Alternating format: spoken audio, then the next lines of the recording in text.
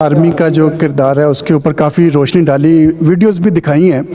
اگر 18ویں ترمیم کو بنیادی طور پر دیکھا جائے تو یہ کام ہیلتھ ایجوکیشن کے یہ کام کرنے کی ضرورت ہے صوبائی حکومتوں کے، اور جو SIFC کے تحت آپ اکنامک ایکٹیویٹیز کر رہے ہیں اور گرین پاکستان انیشیٹو کے تحت زراعت میں کام کر رہے ہیں، وہ کام ہے وفاق کا۔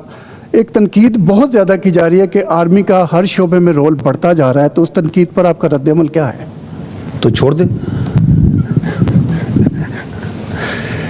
دیکھیں لیک بھائی، بات یہ ہے کہ یہ پاکستان کی فوج ہے، یہ قومی فوج ہے۔ آپ یہ پہلے سوال کریں کہ یہ اس فوج کے جو افسر ہیں، جو اس کے جوانان ہیں، جو اس کے غازی ویٹرنز ہیں، اس کے شہداء کے ان کی جو اولادیں ہیں، وہ کہاں سے آتی؟ وہ اس ملک کے طول عرض سے آتی ہیں۔ وہ گلگت سے آتی ہیں، بلتستان سے آتی ہیں، کوئٹہ سے آتی ہیں، کشمور سے آتی ہیں، ملتان سے، پنڈی سے، شہروں سے، گاؤں سے، لکی مروت سے، پشاور سے، ہر جگہ سے آتے ہیں۔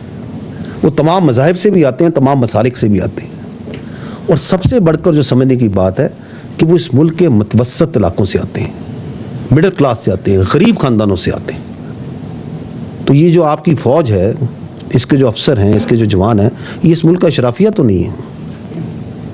یہ تو وہ گلدستہ ہے جو کہ متوسط اور غریب طبقوں کا ہے، تمام رنگوں کا ہے، تمام مذاہب کا ہے، تمام علاقوں کا ہے، تمام نسلوں کا ہے، اور یہ ایک میرٹ بیس سسٹم کے تحت کام کرتا ہے۔ اور اس میں جو افسر ہے، جو جوان ہے، اس کی جو پہلی اور اولین بھی اور آخری ترجیح کیا ہے؟ وہ پاکستان ہے۔ And that is why you see کہ وہ جو افسرز ہیں اور وہ جو جوان ہیں، جو اس کی سب سے قیمتی چیز ہے اس کے پاس، وہ کیا ہے؟ وہ جان ہے اس کی۔ وہ یہ جان اس ملک کے تحفظ، اس کی انٹرنل سیکیورٹی، اس کی فلاح و بہبود کے لیے دینے کو ہر وہ تیار نہیں ہوتا۔ اور یہ جو تسلسل ہے جانے دینے کا، یہ 1947 سے چلا آ رہا ہے اور چلتا رہے گا انشاءاللہ۔ لیکن اس کے لیے the all credit doesn't go to اس۔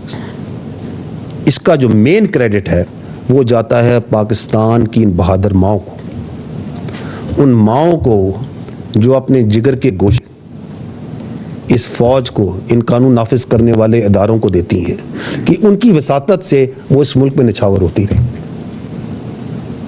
تو یہ جاننے کی بات یہ ہے کہ یہ جو آپ کی فوج ہے، یہ کسی خاص ایک سیاسی سوچ، ایک زاویے، ایک گروپ، ایک پارٹی، ایک مذہب، ایک مسلک، اس کو تو لے کے نہیں چل دینے کو تیار ہے۔ تو اگر اس کو حکومت وقت یا کوئی بھی حکومت قانون کے مطابق کوئی کام دے جس میں پاکستان کا فائدہ ہو، تو وہ کیوں پیچھے ہٹے گا؟ کیا اس کے بعد منطق ہے وہ پیچھے ہٹے؟ تو یہ کام تو ہم کرتے آ رہے ہیں اور کرتے رہیں گے۔ اور آپ کو یہ بھی پتہ ہونا چاہیے کہ ہم سب کی سمجھتے ہیں کہ اس وقت جو معاشی آپ کی سیکیورٹی ہے، جو اکنامک سیکیورٹی ہے، اس کا ایک بہت بڑا چیلنج ہے پاکستان کو۔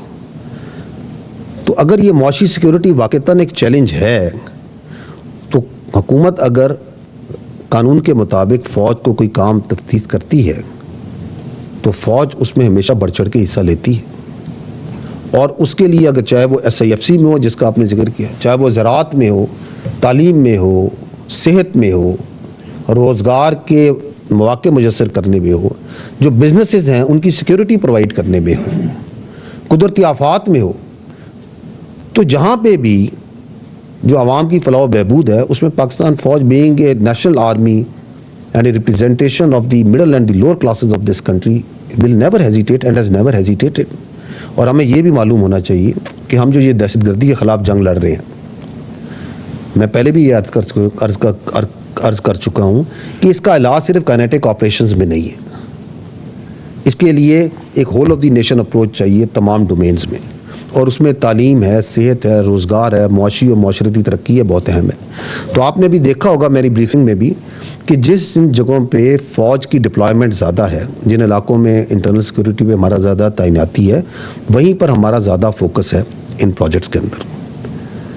And the question also is کہ is it the Pakistan army کیا دنیا میں ایکسکلوسیو آرمی جو یہ کام کر رہی ہے؟ اگر آپ نگاہ ڈالیں تو پوری دنیا میں بیشتر ممالک میں ان کی افواج جو معاشی اور معاشرتی پروجیکٹس ہوتے ہیں، ان میں اپنی حکومت کو اور اپنی عوام کا ساتھ دیتی ہے۔ اس کی متعدد مثالیں ہیں۔ فرق صرف یہ ہے کہ وہاں پہ ان کے اس کام کو قدر اور ستائش سے دیکھا جاتا ہے. ہمارا مسئلہ یہ ہے کہ ہم اپنے سیاسی مقاصد کے لیے